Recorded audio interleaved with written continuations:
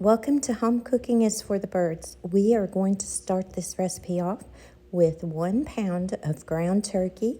You can use ground beef if you would like, but I have the alpha gal syndrome, as my viewers already know, but I might have some new viewers.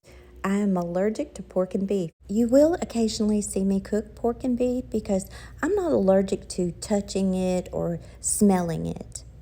I do cook it from time to time for family and friends. Back to our recipe. We are going to add half of a yellow onion diced and 2 stalks of celery diced, 2 teaspoons of chili powder, about 2 teaspoons of Worcestershire sauce, some salt and pepper to taste.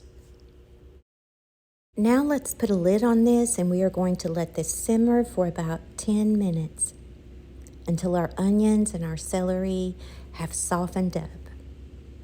Once your onions and celery have softened up, we are going to add 1 can of fire roasted diced tomatoes, 1 can of chili beans, 2 cups of low sodium chicken broth. Let's stir this up and add 3 to 4 cups of cubed cabbage.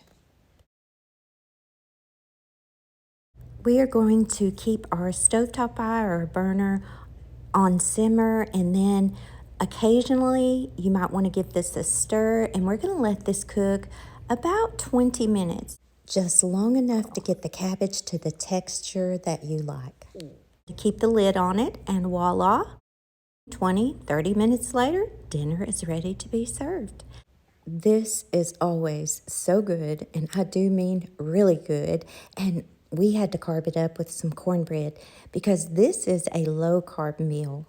I hope you guys enjoy this, and y'all be good.